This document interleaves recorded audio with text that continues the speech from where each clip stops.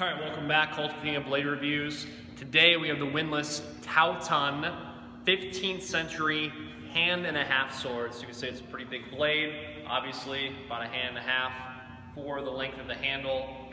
Pretty awesome blade. This is actually a reproduction. It was an old Windlass model, as you're seeing a theme for this month, obviously.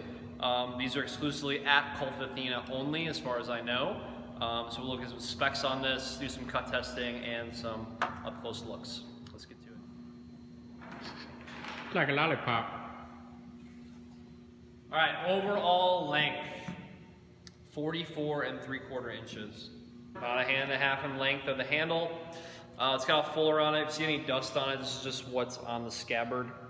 It's got a fuller in the middle of it. This thing is very, very sharp. Mark did a great job, our sharpening guy, of touching this one up. These come unsharpened. All Windlass blades come unsharpened, so if you want to add a sharpening service, click that little button, little check mark on the page. That way you can have it taken care of and do some cut testing.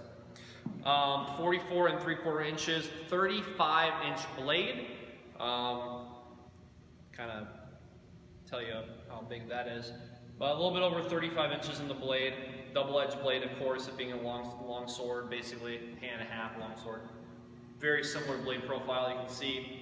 A lot of range here, a lot of range on the bottom as well, and also a very straight thrust as well. So depending on what you're doing with it, very lightweight, a little bit under 2 pounds, so you can use it with one hand.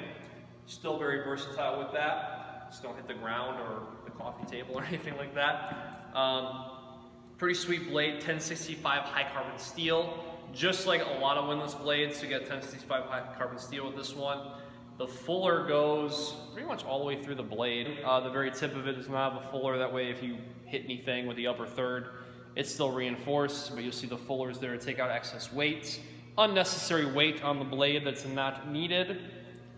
Got a cross guard here to protect your hand, loops up. Pretty nice aesthetic design there. Pretty standard for a cross guard. Handle, so you got a full grip here, even if you choke up on it. Still kind of small grip, to be honest with you. I would have liked this little dent to either be underneath my pinky, but if you go a little bit, about a finger's length underneath it, it's totally fine. It actually encapsulates the ring finger and the pinky, which is really your primary grip anyway. And now you got the double grip as well. You can keep it one-handed, like I said before, or encapsulate the pommel and have it kind of be wrapping around that as well if you need a little bit extra power. So obviously a cut and thrust sword if you need the extra leverage with the double-handed here. You have it single-handed as well, as long as you know what you're doing, of course. So pretty versatile blade. Blade we've seen the War of the Roses, 15th century blade, so it makes sense. Pretty well balanced as well. The balance point is 3 3/8 from the guard. It's pretty close to the guard, so having the center of gravity pulled back, it still has a very pronounced thrust, but the tip is easy to redirect if you need that. We'll do some close-up looks at it in the scabbard, out of the scabbard, and we'll do some cut testing. Let's get to it.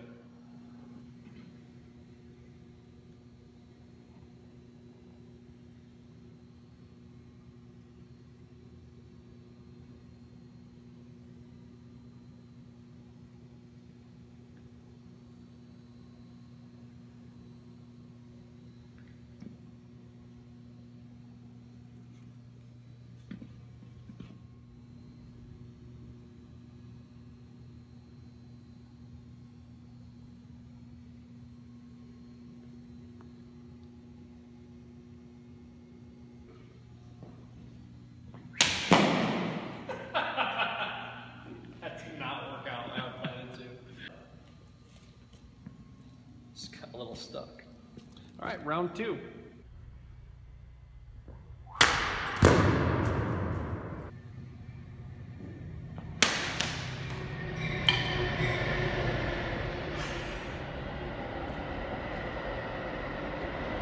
All right, so there you have it, the 15th century hand and a half sword, the Towton sword from Windlass.